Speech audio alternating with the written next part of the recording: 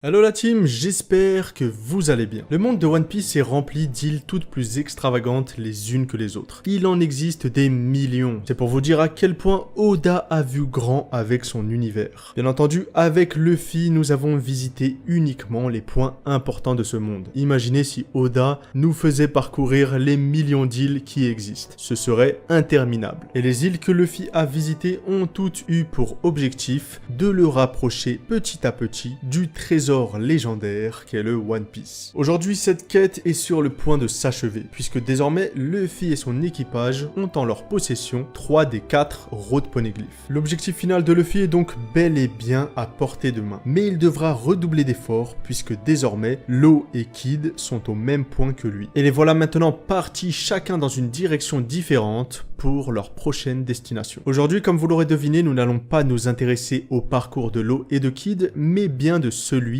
de Monkey D. Luffy. Quelles seront les prochaines îles que notre cher chapeau de paille découvrira et quel y sera son rôle? C'est ce que je vais vous présenter dans cette vidéo. Mais avant de commencer, comme d'habitude, vous connaissez la chanson, un gros pouce bleu pour donner de la force, et si vous n'êtes toujours pas monté dans le navire, je vous invite à le faire dès à présent. Elbaf. Comment parler d'îles mythiques sans commencer par Elbaf? Considérée comme le pays le plus fort du monde, cette nation est peuplée des êtres les plus puissants de ce monde, les géants. L'armée d'Elbaf est crainte par le gouvernement mondial. Et vu ce qu'en a dit Big Mom, sa puissance est sûrement bien au-delà de ce que l'on imagine. Car pour l'ancienne Yonko, avec cette force en sa possession, elle aurait été capable de devenir rapidement la reine des pirates. De ce fait, il n'y a aucun doute là-dessus. Luffy et sa bande vont atterrir tôt ou tard sur cette île, et vu la menace que constitue l'armée des géants, il y a de grandes chances qu'ils se retrouvent rapidement en danger. Plus que cela, Oda ayant teasé Elbaf depuis l'arc Little Garden avec les géants Dory et Brogy, il serait étrange que les Mugiwara n'y fassent pas un tour. D'autant plus que de multiples scénarios sont envisageables sur cette île. D'abord, il y a l'objectif de Usopp, qui a été un peu oublié dans l'arc Onigashima. Je veux dire, est-ce que Usopp a brillé ne serait-ce qu'une seule seconde dans la guerre contre Kaido? Je ne pense pas. Et pour rappel, Usopp veut devenir un valeureux guerrier, un homme qui sera connu dans le monde entier pour ses valeurs héroïques. Elbaf pourrait donc être l'arc qui va redorer son blason, un arc qui va le propulser vers son rêve.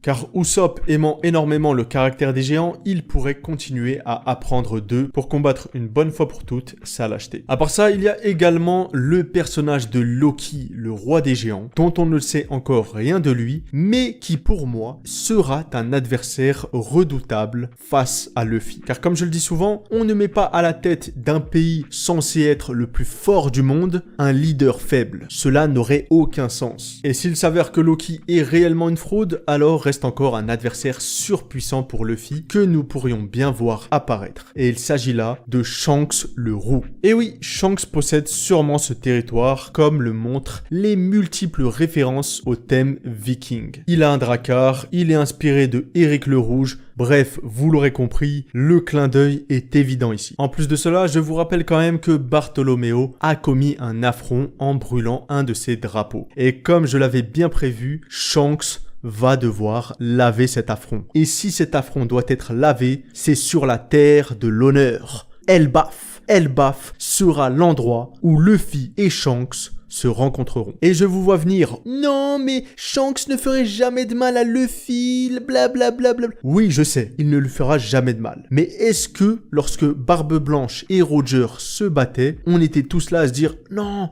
ils vont se faire du mal. Non, c'est juste un combat pour jauger la force de l'autre. Shanks a besoin de voir si Luffy est capable de trouver le One Piece par lui-même. Est-ce que Luffy mérite plus le titre de roi des pirates que lui? Et je vous le dis, voir un moment comme ça dans One Piece, ça me hype énormément. À part ça, Elbaf, c'est aussi l'occasion de conclure sur le cas Big Mom. Est-ce que nous aurons le fin mot sur son traumatisme avec Mother Caramel? Est-ce qu'elle pourrait éventuellement refaire surface à Elbaf pour se venger de Luffy qui lui avait promis qu'après Kaido ce serait son tour? Je ne sais pas, je vous laisse me mettre vos avis dans les commentaires parce que en ce moment, Kaido, Big Mom, ils sont au fond d'un volcan et jusqu'à preuve preuve du contraire, il va falloir accepter ça. Sinon, Elbaf, c'est également un endroit idéal pour se faire des alliés surpuissants. Imaginez simplement la force qu'aurait Luffy si l'armée des gens lui assurait sa protection. Luffy deviendrait rapidement la menace numéro 1 de ce monde. Et pour terminer, il y a également de grandes chances que Elbaf soit la terre qui accueille le dernier Road Poneglyph. Et si ce n'est pas le cas, il me reste encore d'autres îles mythiques à vous présenter. Vira. Cette île ne vous dit rien et pourtant, elle pourrait être très importante dans la suite du manga. Cette île a été teasée depuis le chapitre 96 par Nami et a été oubliée par la majorité des fans. Pourtant, comme je l'ai dit, elle pourrait nous donner un arc très intéressant. Tout d'abord, le nom de cette île a refait surface grâce au volume de Road to Lauftel, présentant l'île de Vira comme une île pouvant abriter un Road Poneglyph. Mais alors, qu'est-ce que cette île a de spécial? Eh bien, tout d'abord, Vira, lorsque c'était qu'encore une petite ville, a accueilli Mont Blanc Norland. Cette île pourrait donc nous donner plus d'éléments concernant cet homme qui est mort en étant considéré comme un menteur. Plus que cela, c'est sur cette île que Norland aurait acheté un Waver, ces véhicules qui permettent de surfer sur les nuages. On ne sait pas exactement quel est le lien entre Skypiea et Vira, mais le simple fait que ces deux îles partagent quelque chose de commun pourrait donner lieu à une histoire très intéressante.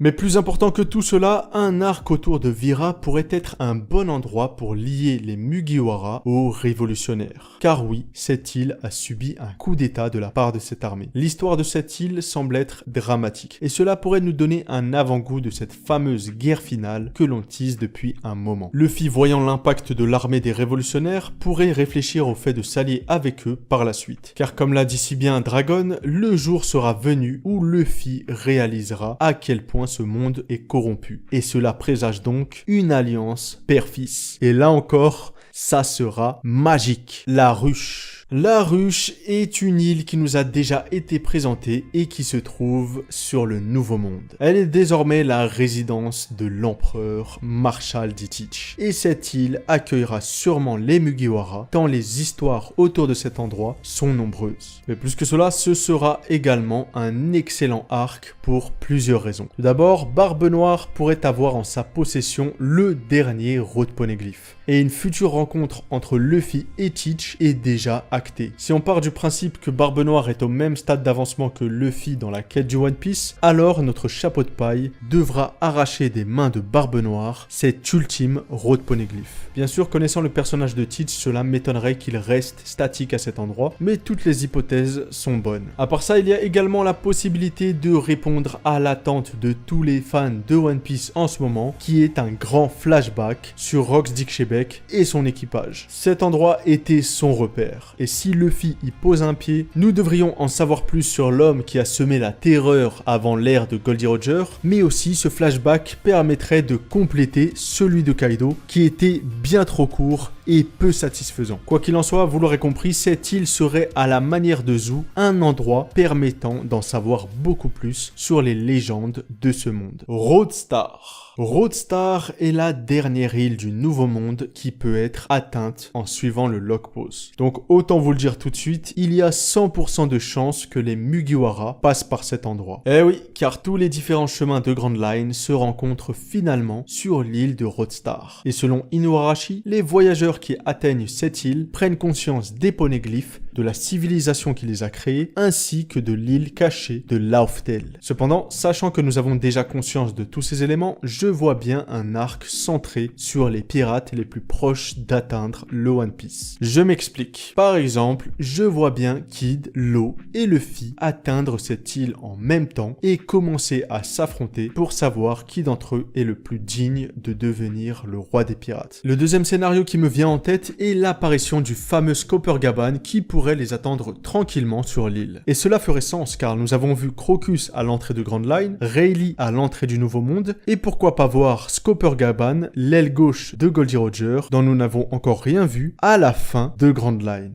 Coppergaban pourrait donc être le dernier gardien, celui qui trouverait un moyen de départager les pirates ayant récolté 4 Road Poneglyph. Si on voit plus loin, il pourrait même être celui qui détient ce fameux 4e Road Poneglyph, l'ayant dérobé de l'île des hommes poissons pour être sûr que celui qui les détiendra sera doté de bonnes intentions pour la quête du One Piece. Vous l'aurez donc compris, l'île de Roadstar, bien qu'étant un pont pour l'île finale, est tout de même très intéressante. Plus que cela, son nom Roadstar me fait penser que nous pourrions peut-être avoir affaire à une île céleste. Une île qui pourrait donc nous donner également beaucoup de détails sur l'histoire du siècle oublié. Red Line. Red Line n'est pas à proprement parler une île, mais il s'agit sans aucun doute d'une terre mythique empreinte de mystère que les Mugiwara vont tôt ou tard être amenés à découvrir. Ce continent faisant le tour du monde semble être chargé d'une histoire très sombre, car il y a plus de 800 ans, avant que le gouvernement mondial bâtisse Marie-Joise, régnait le royaume des dieux. Ce royaume était peuplé d'une race nommée les Lunaria, des êtres dotés d'ailes noires gigantesques. Que leur est-il arrivé? Quelle est leur histoire avec le fameux dieu soleil Nika? Et surtout, pourquoi les dragons célestes les ont complètement éradiqués? Toutes ces histoires auront leur réponse si Luffy et sa bande mettent les pieds sur Red Line. Et encore une fois, j'ai envie de vous dire qu'il y a énormément de chances que cela se produise, car la guerre finale sera contre le gouvernement mondial, contre Im et le Conseil des 5 étoiles. Luffy, en apprenant la vérité sur ce monde,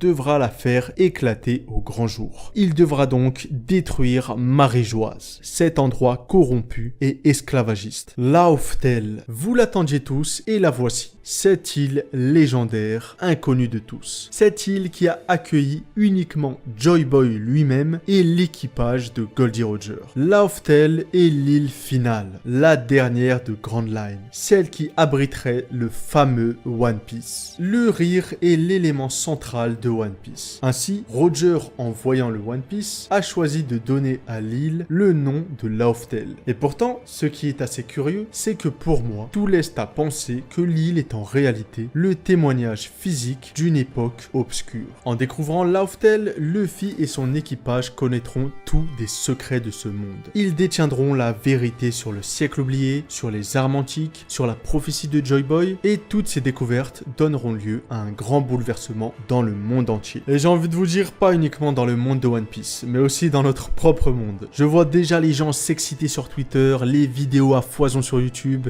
et les discussions endiablées qu'il y aura suite au chapitre de la révélation de ce trésor. Cette île représentera donc l'apogée du manga One Piece. Ce jour-là, mes amis, ce sera incroyable. Mais en attendant, profitons des prochaines destinations où vont atterrir nos chers Mugiwara, car leur chemin nous réserve encore bien des surprises.